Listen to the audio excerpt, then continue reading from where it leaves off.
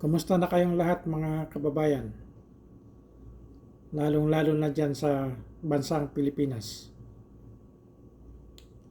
Mainit na pinag-uusapan ngayon ang tungkol sa kautosang nilabas ng China government na inaatasan nito ang kanyang China Coast Guard na arestuhin daw ang mga trespasser sa kanilang nasasakupan, pati na sa inaangkin nilang teritoryo sa West Philippine Sea na teritoryong pag-aari ng Pilipinas na kanilang inaangkin o kinakamkam. Kung ikaw ang presidente ng Pilipinas, what would you do to counter the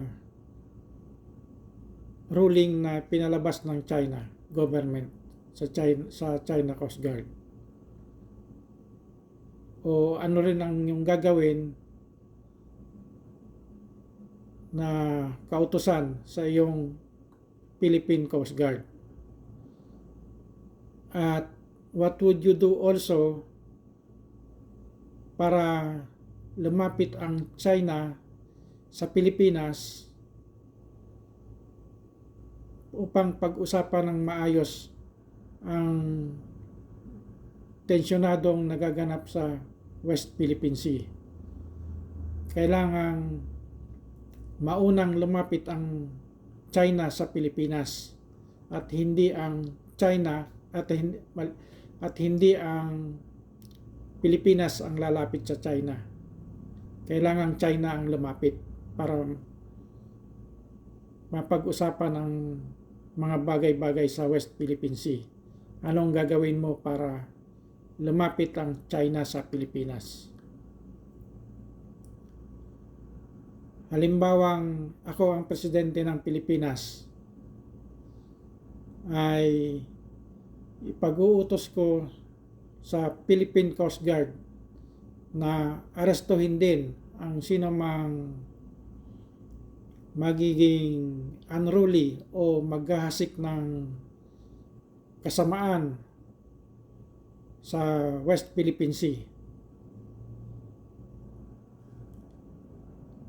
upang maging counter sa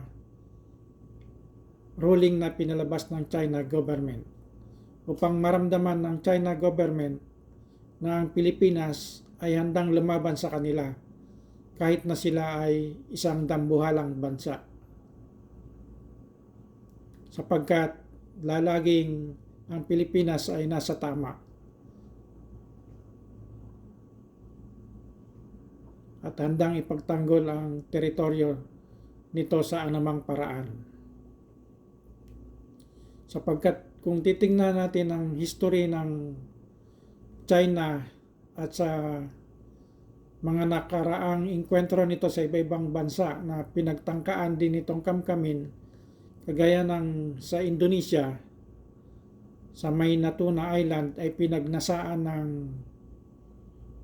China government ang lugar na ito at inaangkin din nilang kanila daw ang lugar na iyon.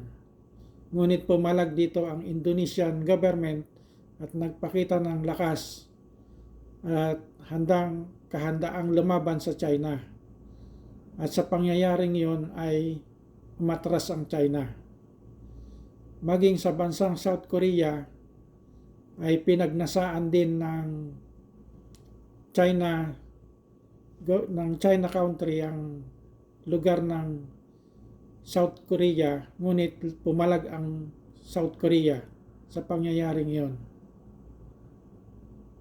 Maging sa Japan ay pinagnasaan din ng China ang isla ng Japan na kung tawagin ay Senkaku Island. Ngunit ang Japanese government ay nagpakita ng kakayahang lumaban at nakakahandaang ipaglaban ang kanilang nasasakupan. Maging ang Vietnam ay pinuntahan din ng China at pinagtangkaang kamkamin ang teritoryo ng Vietnam. Ngunit lumaban ang Vietnam government at dahil dito ay umatras ang China na tanging ang Pilipinas lamang sa ngayon ang kanilang pinagtutuunan ng atensyon na kamkamin ang West Philippine Sea na sinasabi nilang kanila daw.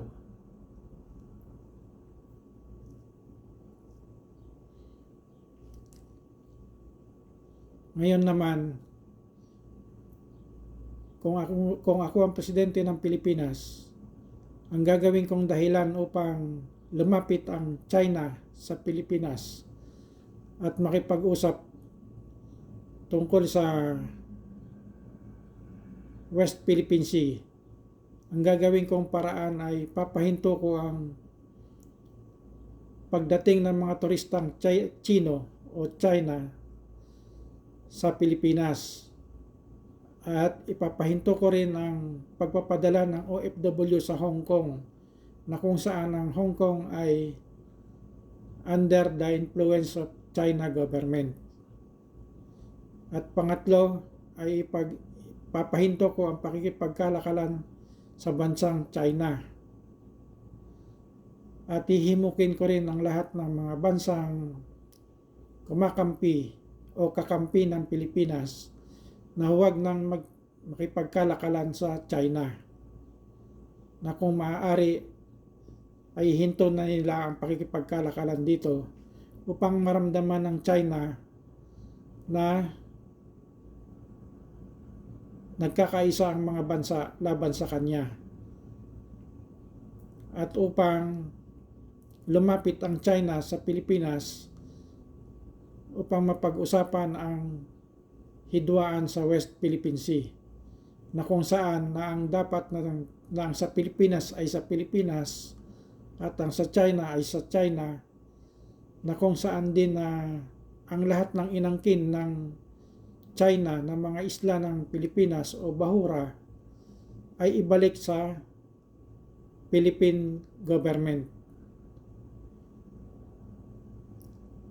At kailangan din nilang magbayad ng danyos sa kanilang mga nasira sa yamang dagat ng Pilipinas.